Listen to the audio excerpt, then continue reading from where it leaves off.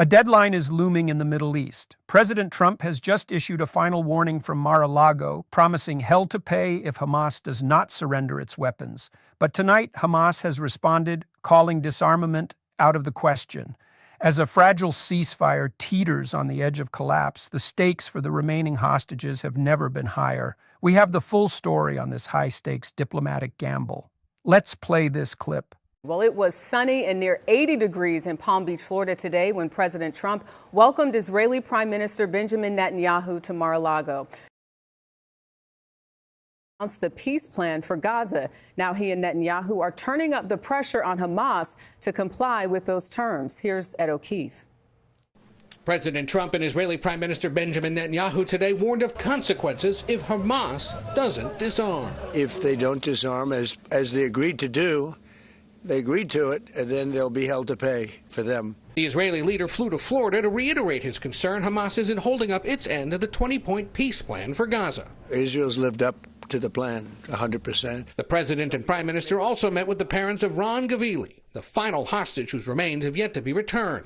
The first phase of the peace plan called on Hamas to return remains of all dead hostages. And Netanyahu used his fifth meeting with Trump this year to accuse Iran of starting to restock its ballistic missile supply. The president warned Israel and the United States could strike again. It hasn't been confirmed, but if it's confirmed, look, they know the consequences. Consequences will be very powerful, maybe more powerful than the last time. Netanyahu came calling a day after Ukraine's Volodymyr Zelensky, who also flew to Mar-a-Lago to keep pressing Trump for peace. Far closer than ever before. But before and after Zelensky's visit, Trump spoke with Russia's Vladimir Putin. Russia now says it may need to rethink its negotiating position on peace talks, accusing Ukraine of a drone attack on one of Putin's homes. Ukraine denied the claims as it's faced a recent barrage of Russian attacks. Today, Trump appeared to side with Russia. It's another thing to attack his house. It's not the right time to do any of that. And Ed O'Keefe joining us back live. Ed, then, of course, there's the case of Venezuela. The president mentioned today that they struck a building, but didn't give specifics or proof of that. Has the White House or the Pentagon had any comment thus far? Yeah, Jerika, this appears to be the first known strike inside Venezuela. The president said it was on a major dock area where drugs are loaded up, but didn't say when it happened or where exactly. Neither the White House nor the Pentagon have responded to requests for more details. The situation in the Middle East has reached a critical turning point this week. It is a moment defined by a single, stark ultimatum. President Donald Trump, speaking from his Mar-a-Lago estate in Florida, has laid down a marker. He was standing alongside Israeli Prime Minister Benjamin Netanyahu when he delivered it. The message was aimed directly at Hamas. The president stated that the group must disarm very soon, or there will be hell to pay. This warning comes at a moment when the first phase of a peace plan has already been set into motion, but that plan is now hitting a wall. The second phase of this 20-point proposal requires Hamas to hand over its weapons. It requires the end of their rule in Gaza. In exchange, the plan offers amnesty to members who decommission their weapons and allows them to leave the territory. However, the response from Gaza was immediate and firm. A Hamas official told reporters on Saturday that disarmament is out of the question. They called the handover of weapons non-negotiable. This creates a direct collision between the White House and the leadership of Hamas. The timing is especially urgent because a 72-hour deadline is approaching this Monday. That deadline is for the release of the remaining Israeli hostages held since the October 7, 2023 attacks. Currently, there are 48 hostages left. The world is watching to see if 20 living hostages and the remains of 28 others will be returned. Among those whose families are waiting is Sergeant Major Ran Gvili. His family was at Mar-a-Lago this Monday as the president spoke. They are still waiting for the return of his remains. The peace plan presented by the president late in September consists of two distinct phases. The first phase was designed to bring immediate relief. It called for a ceasefire, the return of hostages, and the delivery of humanitarian aid. On many of these fronts, there has been progress.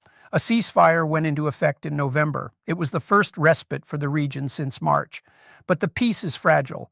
The Palestinian death toll has climbed to at least 70,000 since the war began. The agreement reached in October saw Israeli troops withdraw from about 43% of Gaza. It also allowed for the entry of about 600 aid trucks per day. The United Nations has been able to resume aid distribution because of this lull in fighting. But the second phase is where the plan becomes much more complicated.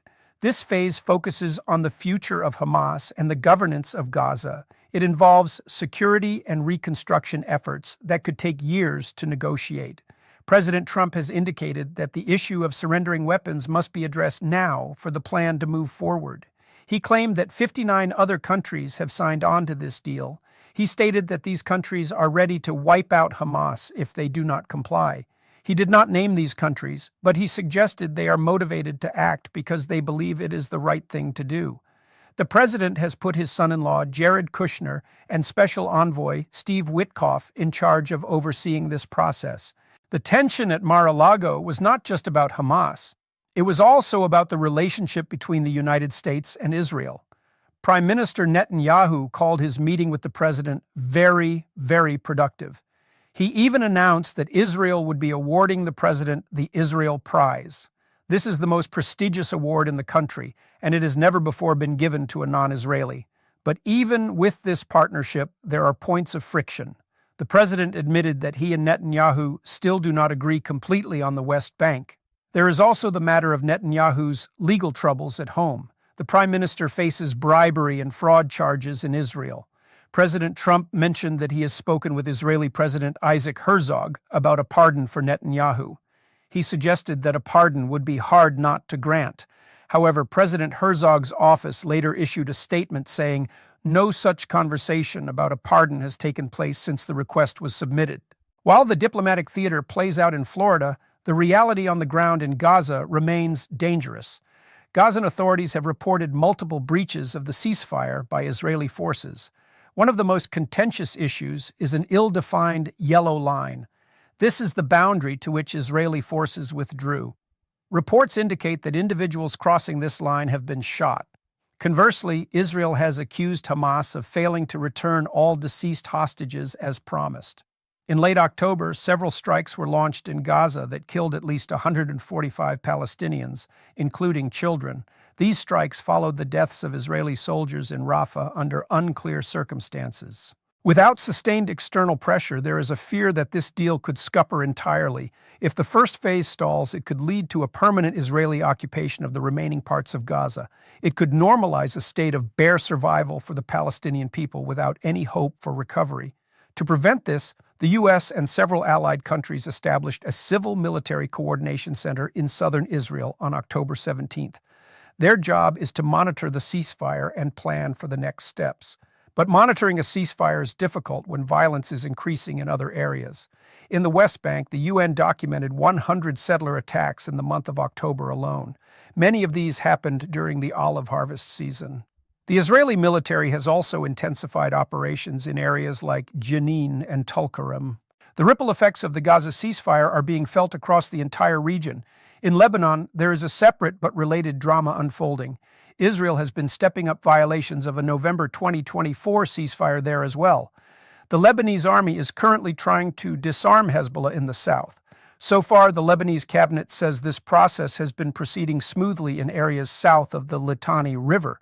Hezbollah has reportedly been cooperating with the army. However, Israel remains skeptical. They have conducted high-intensity strikes on targets north of the Litani River. One strike in October destroyed 300 construction vehicles in the village of Masala. Other raids targeted quarry and construction facilities, sparking fears that Israel is trying to prevent civilians from rebuilding the south. The U.S. envoy Tom Barrack has warned Lebanon that failure to disarm Hezbollah will result in further Israeli military action. Meanwhile, Lebanese President Aoun has proposed that his government should enter direct negotiations with Israel following the Gaza truce. This has caused internal friction, as Hezbollah warned that such a move could lead to a domestic explosion. The border remains a flashpoint. On October 30th, Israel launched a ground raid into the town of Blida, which killed a civilian. This prompted President Aoun to instruct the Lebanese army to confront any future incursions with force. Next door in Syria, the landscape is shifting in ways that would have been unthinkable a few years ago. The country is navigating the post-Assad era. A new government is trying to find its footing while dealing with various factions. In October, the government and the Syrian Democratic Forces, or SDF, struck a ceasefire. This was a major breakthrough because it included an agreement for military integration.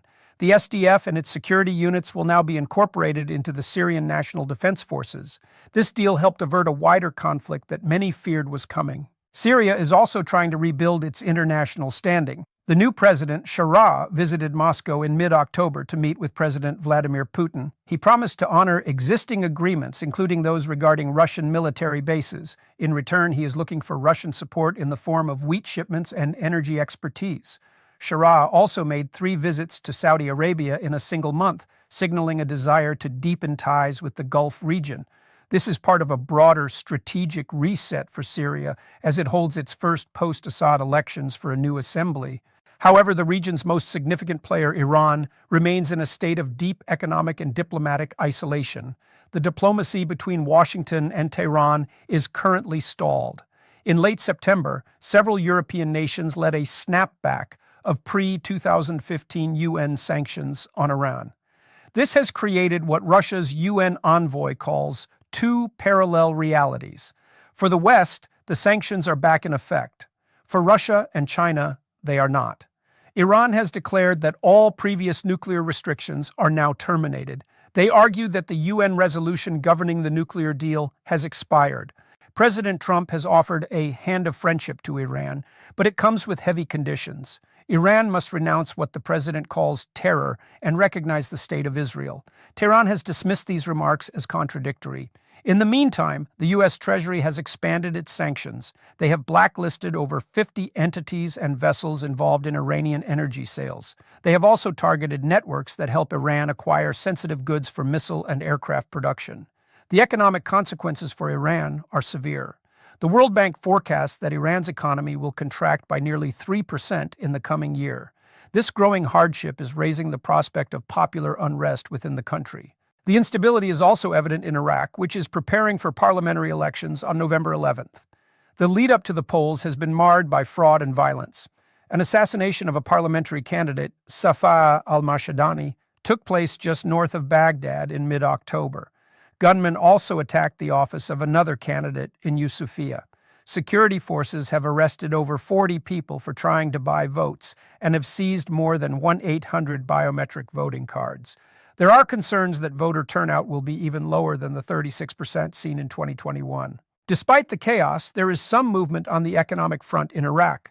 After a 30-month suspension, oil has started flowing again through the Iraq-Turkey pipeline from the Kurdistan region. A new agreement allows for the export of 200,000 barrels per day. However, a dispute remains over how to split the revenue. The central government in Baghdad wants 50% of the revenue, while the Kurdish government has struggled to pay its public sector employees. This fiscal tension is yet another potential spark for unrest in a country already dealing with U.S. pressure to disarm pro-Iran militias. Further south, Saudi Arabia is watching all of these developments with a mixture of hope and caution. The kingdom welcomed the Gaza ceasefire in October. There are reports that they are seeking stronger security guarantees from the United States. Specifically, they want a defense guarantee similar to the one President Trump signed for Qatar. This would promise that the U.S. would respond to any attack on the kingdom with all appropriate measures. President Trump has suggested that Saudi Arabia remains interested in normalizing relations with Israel, something he hopes will happen soon. But the Saudis also face a growing threat from the Houthis in Yemen. After the Gaza ceasefire was signed, the Houthis suspended their attacks in the Red Sea and against Israel. They stated that the active phase of the Gaza war was over. However, they warned that this is only a lull and that their confrontation with Israel continues. In fact, the Houthis have shifted their rhetoric towards Saudi Arabia. They are threatening renewed confrontation unless the Saudis implement previous agreements regarding the easing of blockades and the payment of salaries. There are signs that the Houthis are moving reinforcements to new positions and mobilizing along the front lines. They may be looking to reignite domestic battles in Yemen as a show of force, now that the Gaza front has cooled. The unrest is not limited to the Middle East proper. North Africa is seeing its own wave of instability. In Morocco, a youth-led protest movement known as Gen Z 212 has escalated into widespread riots. These young people, born between 1997 and 2012, are demanding better education, health care, and an end to corruption. The protests turned deadly in October when security forces opened fire near the city of Agadir, killing at least 3 people. One of the victims was a cinema student who was reportedly not even part of the unrest. Since the movement began in late September, over 2,400 people have been charged, and some have received jail sentences of up to 15 years. In Tunisia, the government is facing a health and environmental crisis. A state-run chemical plant in the town of Gaza has been emitting toxic fumes, causing school children to suffer from breathing difficulties. This sparked massive protests, with 20,000 people marching to demand the closure of the plant. Security forces used tear gas to disperse the crowds. Tunisia is also seeing a crackdown on free speech. The government has suspended several prominent NGOs and media outlets, and one worker was even sentenced to death for criticizing the president on social media, though he was later pardoned. Even the long-standing conflict over Western Sahara saw a major development in October. The UN Security Council voted to extend its mission there for another year.